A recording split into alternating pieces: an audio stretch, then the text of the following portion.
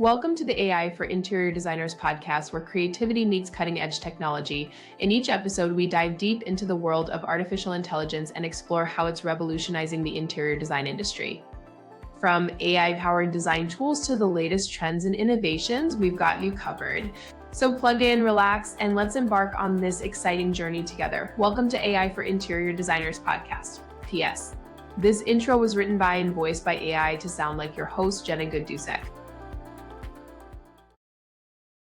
Hey designers, welcome back for episode 55 of the AI for Interior Designers podcast. I'm your host, Jenna Gaidusek, and today I have a very intriguing guest with me, and I just loved this conversation. Okay, so today we're chatting with Sarah Bird, who is the CEO of Canvas I.O. And if you are not familiar with Canvas, it is an incredible tool for interior designers or really just anybody that needs field measurements, but accurate and without a tape measure. So I am so pumped for today's conversation for you guys to listen to Sarah's not only interesting past and journey to get to where she is right now with this company, but just how the software actually works, okay? And where AI comes into play and just their logistics in making a product that is helpful for interior designers to be able to bring the three-dimensional world into two-dimensional drawings that we can actually work on for our projects. So without further ado, here's my conversation with Sarah. I really hope you guys love this as much as I did, because I think she's fascinating and just awesome. So here we go. Hey, Sarah, thanks for joining me today. Thank you, Jen. I'm so glad to be here. So we've been in the same circles for quite a while, and you guys were involved in the spring event that I hosted online, which was the AI Design Tech Summit, and very popular segment. I will say there was a lot of great feedback from the designers there, but I've known about your company for a very long time. And when I was at KBIS, I got an incredible demo from one of your sales reps. Like, I always go the last day, so nobody's there. And I know that they were tired, but oh my God. It was so good. It was so good. So why don't you tell us, let's get started with like your backstory for Canvas and how it got started. Yeah. My backstory is, I think my life is really example of like the best things in your life you can't plan for, and how you really have to be open to serendipity and to following your heart. And if you try to predict things too much, you'll actually go down the wrong path. Right. So, for example, I studied literature and philosophy and a whole bunch of other random things in school. And then was like, I still don't know what I want to be when I grow up. I decided to go to law school because I care just a lot about just civic society and justice and problem solving. And I thought that would be a good next step. So I went to law school and I did practice law for just a little bit, but it never felt quite right for me. I loved the helping people part of it. That felt so good. I still can look back and was like, oh, I love that. But decided to make a really big leap. A friend of mine, I decided to quit the law practice, and a friend of mine was like, you should come and work at my startup. And I was so naive, and I think he was too, that we had like kind of no clue about what that really meant. This was like his first startup, and I didn't really understand what that meant. But I love tech. I've always loved tech. I did a little bit of coding in college. And it was like, great, let's do it. Again, total ignorance behind that. At the time, I had really no idea about running a business or how startups worked and how funding cycles worked or any of the things, But I think that's what's great about ignorance, is sometimes you can just throw yourself headlong into things you have no business doing, right? Sure. And so I think it was absolutely nothing like I thought it would be. I joined as the eighth person of a very small company called Moz at the time. And then this incredible ride of growth, right? Like, being at a small company means you get to do things that no one would ever hire you to do. No one would hire me to work on product or finance or customer success. I had no experience in that. But because you're there and you're hardworking and you like problem solving, you get to do whatever you want. Yep. That's so true. Yeah. It's so true, right? There's always, when you're a small business, there is always a fire to put out. And so you can pick which fire you want to put out that day and get good at, or get good enough at. So I love that, as a person who's just kind of a heat-seeking missile for problems and service, like that's was a great fit for me. I ended up becoming the chief operating officer and then the president and the CEO of that company, raised over $30 million. We scaled it, tens of thousands of customers. That was a marketing technology company. I sold that business to a public company and was so wiped out. I took 2 years off on a sabbatical. And thank you. And in that time, I got to actually work with really, really excellent design builder, and his designer was just absolutely incredible. We did a remodel on the house, and got to play with AI and did just like a lot of fun stuff. Learned database engineering, studied ecology and mushrooms since I was in the woods a lot foraging, and just living all my weird dreams. Yep. I love that for you. That's so cool. What a pleasure, what a privilege to get to just do whatever weird stuff you felt like doing, And then my former board member called and talked about this opportunity at Canvas, and one thing ended up leading to another, and I became the CEO here. And I'll tell you what attracted it to me. I was attracted to it because I love the customers. Oh my gosh, we work with great interior designers, design builders, remodelers, draftsmen, architects. And I love the kinds of problems that are science meets art, right? Where it's not just pure sort of science in a non-creative kind of way, but it's not just art where it's just sort of anything sort of flies. Like I love a constraint and art put together. And all of our clients, like this is what they do, and they take it seriously, and they understand that like the space that you're in changes the way you feel about yourself and how you relate to other people. Like it isn't just, oh, it's pretty or whatever. It's like, no, we act different. We feel different. We become different based on the spaces that we're in. So it's just a real privilege and an honor to get to work in this industry. I still feel like I'm learning a ton about this industry and the customers. I love the technology at Canvas. We get to use LiDAR, like lasers. How cool is that? So cool. Right? I love that. I can't wait to hear about all that. I know. We get to use lasers and your mobile phone, and we're using machine learning, and it's a really deep technology. But on the surface for our customers, we just try to make it feel as simple as possible, as like magic as possible. It's like 20 patents and lots of work behind it, but like we're just like, how do we make it just as easy as possible to use and to be we're just a tiny slice of the process of this, how to change a space for the better. We're a tiny little slice of it, but I hope and my goal is to the slice that we take, I want it to just feel like a relief. I just want it to feel like, oh, thank God, Canvas is here. Yep. I don't have to worry about it. I know a lot of designers that feel that way. Sarah, okay, I love that. I absolutely love that because I know it's helping a lot of designers, and it has been for years. Yeah. So how long has the company been around for? Yeah, I mean, the company started, the very initial kernel of the company started way back in 2008. It was the first company to ever create mobile LiDAR sensors. So like before they had LiDAR cameras and they're all super big and heavyweight.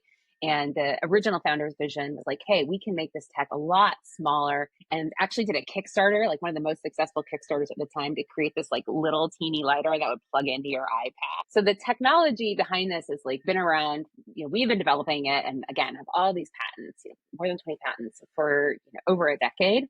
And Canvas, as we know it today, actually started almost as a demonstration app. Like, this is what you could do with this tech, because it's great. The founders were technologists, right? Like, cool tech, but so what? What problem are you trying to solve? And Canvas was this sort of almost kind of honestly an afterthought of like, this tech is so cool and wow, it's like, what do you do? Well, try this. And as the years went by, pandemic certainly helped. Apple putting LiDAR in their iOS totally changed the game. You don't need special equipment anymore.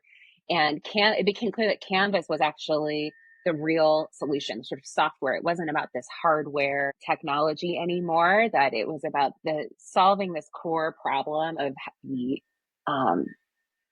terrible effort it takes to do really great measuring and modeling by hand, but that is the real problem. It's not just cool hardware. This is the problem. So Canvas took off. By 2022, it was clear that this business has its own legs on its own, and that everything became focused on the canvas that you and I know today. So that's the sort of starter story. That's how it kind of came around. Yeah. Very cool. Okay, so let's talk about what the program does, because that was a great intro, and now everybody's probably, if they've never What is heard it? about What it even does before, it do? how does it help? So what's it Yeah. do? So Canvas at the very basic level allows you to take your iPhone that has LiDAR in it, so an iPhone Pro or an iPad Pro, and you can do a scan, like taking a video with our app. And it's really like fast and easy to do. And then right there on your device, we turn that into a 3D model, a reconstruction of that physical space. And we can create an instant sort of geometry based 3D draft CAD model. And then when you are really though ready, the real problem we're also trying to solve though is like you want to be design ready. So we can also then transform that instant draft into a detailed, design ready, tagged, layered, your elements are all in there. CAD model that's native to the software you're probably already designing it. So we have native files for Chief, we have native files for SketchUp. We will also create Revit files, 2020 design, and others. So what really sets us apart and the problem we're trying to solve is like there's a lot of really fast room planner apps out there, and they're not accurate enough for the construction use case. When you're making structural changes, you need more accuracy. And they also don't go the full distance, right? They'll give you basic geometry, but it's not parametric data. And we're trying to take all of that effort out so that you're not in there having to tweak and tag and compare your manual measurements and blah, blah, blah. And just deliver you a file that's ready to go for you. And so what's the accuracy level? Yeah, the accuracy level is 99%, which I know it's like, what does that even mean though? So I want to break it down, sort of like a rule of thumb for people. It sounds like a lawyerly move. Yeah. And in some ways it is kind of lawyerly to be like, what do you mean 99%? But it is because when you're doing a scan, the longer you're scanning for, the more drift accumulates in that scan. And so if you're doing, for example, one room, like just my office here, it's like a 10 by 10, it's 100 square feet. It's like, I am going to get to within a half or quarter inch on all of the major measurements. If I'm doing a full floor of a house, it might be an inch off, right? It's like 99%. You're doing okay. So definitely, unfortunately, not good enough yet for windows or cabinets or cutting countertops. You're going to want to do field measurements for that. I don't want that burden and responsibility. Yeah. That's really important to get right. Let's double check that. Maybe even triple check that. Yeah, for sure. But for your design use case, accuracy is great. An inch is just fine for what I'm doing. Just fine. Exactly. Yeah. It's just fine. Yeah. And then you have we do have that same sort of instant model that we call it draft because it is not as high quality and good and layered and tagged as our native CAD files that we create for you. And that is less accurate. It's probably going to be within 2 to 3 inches. So that is more of your real conceptual, fast design. It is geometry. It's a 3D model, so you can do what you want with it, but don't use that for your real structural final design. That is your fast work. Yep. Okay. Just to make sure everything's in there. I can't remember from the demo. Is that a white model or is that pulling what's actually in the room for tentative colors, I guess? That one is a white model. Yeah, exactly. It's LOD 200. So we're not adding materials. We'll do walls and baseboards, but we don't have materials. Yeah. Okay. Perfect. Can you export that model too, or is it the plans, the flat plans? Yeah, you can export that model in a USDZ. Oh, okay, cool. Yeah, that's good to know. All right, cool. And then so plan file types would be for CAD. Yeah, exactly. Okay. Yeah. And we have, if you're working SketchUp, we have .skp, we have chief architect .plan. Obviously we have Revit, we have IFC, we have DWG, some of them have DAE. It does depend a little bit on what you're what you're ordering, Yep. obviously. But also there's, free file converters online now anyway. So if it's not Yeah. your file for your program, you Yeah, can convert.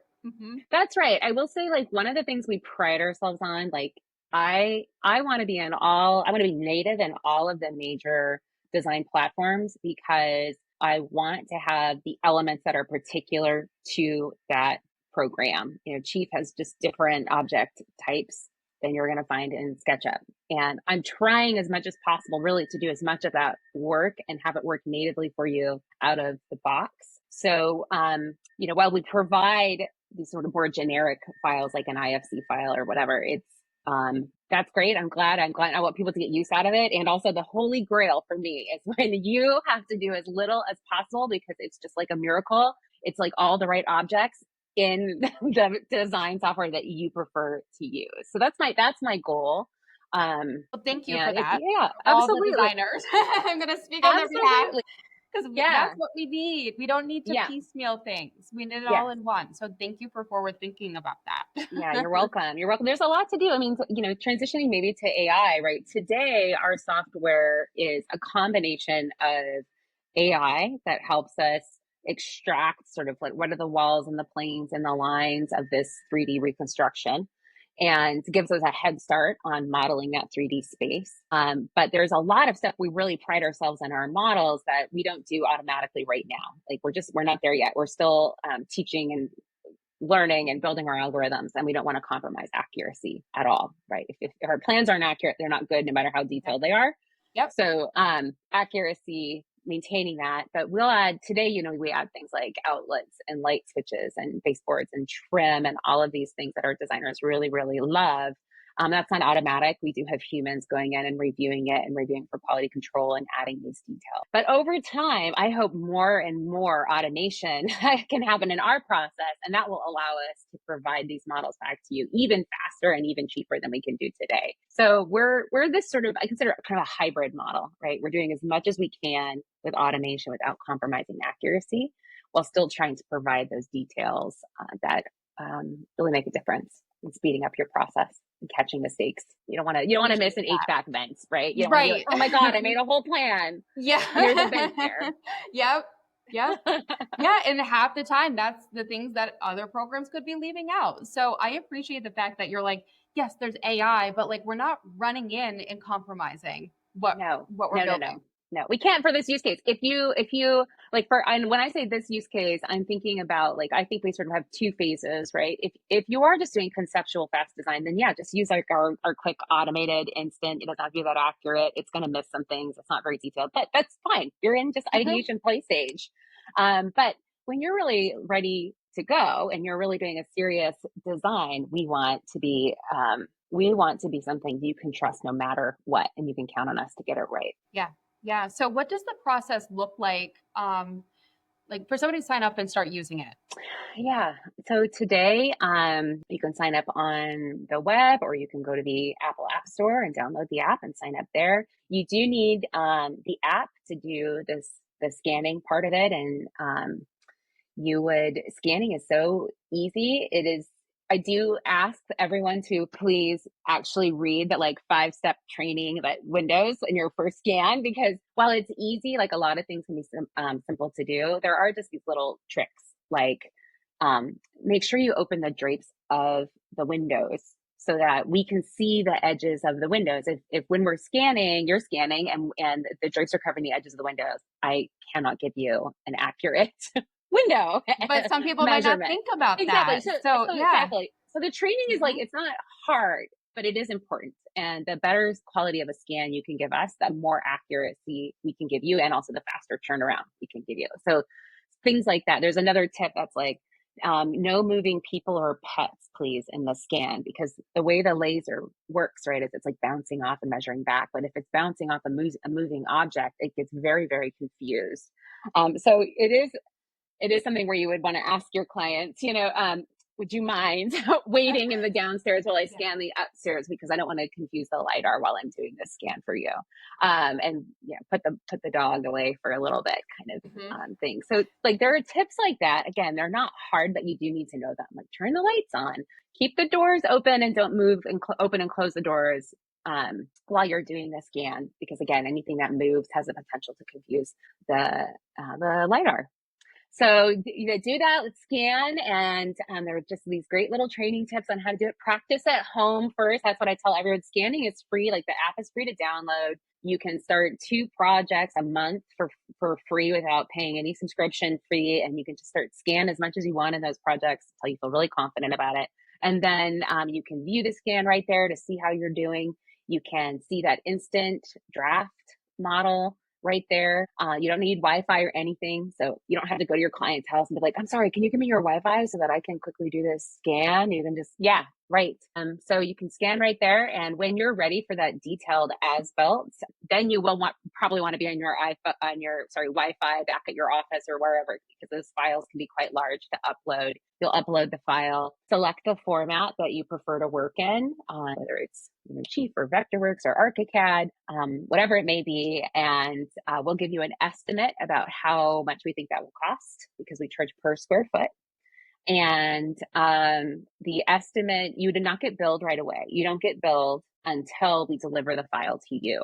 And that's because sometimes it's hard to estimate what the total square footage really is, especially if you're doing like, I want to take multiple scans. I did 5 scans of this house, different parts of the house, and I want it merged into one model. It's kind of hard for us to estimate all of that at once. So you will get a final bill charged to your credit card when we deliver the file to you, and you can get that file over email or log in to get it. And then you upload that into your design software, and you can use your own templates. We have instructions how to convert it to your template, and you're off to the races. So download for free, start scanning, practice at home. And then when you're ready to go to your client, go to their, your first meeting to scan while you're there. Do you mind if I take a quick scan? This will help me later if you decide to move forward. I can convert this into an as-built really simple, really quickly. And then when you're ready, click to select your format and you're off to the races. It's just so easy. Just like, I don't even have questions. Like, it's just so easy. It is easy. Well, and what's funny too, is like, there's some things I didn't think about when I was first myself learning about the product. There are other things that I've since learned from talking with designers, like just the social anxiety of the first meeting or two when you're in a new space that's not your own, and you're also still kind of in sell mode. Like you're still like, I'm trying to listen, I'm trying to present professionally, but also I have a very important, detailed, focused job I have to do, because taking measurements is very detailed, thoughtful. And they're talking to you the whole time. And they're talking to you, and maybe their house is a mess, and maybe you have to be like, can I stand on this chair to like reach that? It's like there's like social awkwardness and anxiety that is, and you can spend hours there. And so it's like also like another thing that I think is great about Canvas is it actually like lessens a lot of that, right? It takes what could be 2 hours of modeling, and it's like 10 minutes of active modeling and maybe 10 minutes of like, I'm going to just make sure your doors are open. I'm going to make sure the windows are, make sure the lights are on. And you look very cool, right? You look very like, that's what I was going to say. Yeah. You like can win more deals because you're like, I'm going to get out of your hair here real fast. But look at this model I just generated of your house. I'll send that to you. You can forward all the models really easy, and they can view it in their browser. They don't need the software. And so you look really fancy, and they're like, whoa, cool. So I work with a lot of designers and firms, and they're always just trying to figure out like, how can I be more AI infused in my workflow? And this alone would, if you're trying to add like AI and technology driven as their focus for their firm, and you show up and you scan like this, I mean, that sets you apart right there. Right? It really does. Like day one. It does. Mm-hmm. It does. And I, as you often remark, we're still so early in this next wave of innovation. And where I think the innovation is really far right now is on just visual generation, right? Take a photo. I can tell you about what I want it to be. Like we're far along. Like that's exciting, but it's missing but what are the real world constraints and details to fit onto? So my future vision for Canvas is increasing integration, powering a lot of these visual models. I don't want to create design software. I want to leave that to the experts. I think it's like very important work, and there are reasons to have good niches, and I don't want to create design software. But I would just love to be the part of the process where we make the real world designable without compromising the accuracy or detail, so that whatever visualizing tool, whatever design tool, you can say, start from the real world, start from this is how the room is today. And then do all of your fun visualizations and catalogs of furniture and all that stuff on top of it. What an incredible connection, because I mean, I always talk about that, where like you can't just hire AI to build your design for you. No, like we you live cannot. in the real world. This is that connection. This is that connection. I want it to be that connection. And, I think that's something that is so interesting about like, where is design headed, right? And there are things that, as wonderful as generative AI is, it will never ever do that really top-notch designers get. And one is taste. AI doesn't have taste. It has copycatting.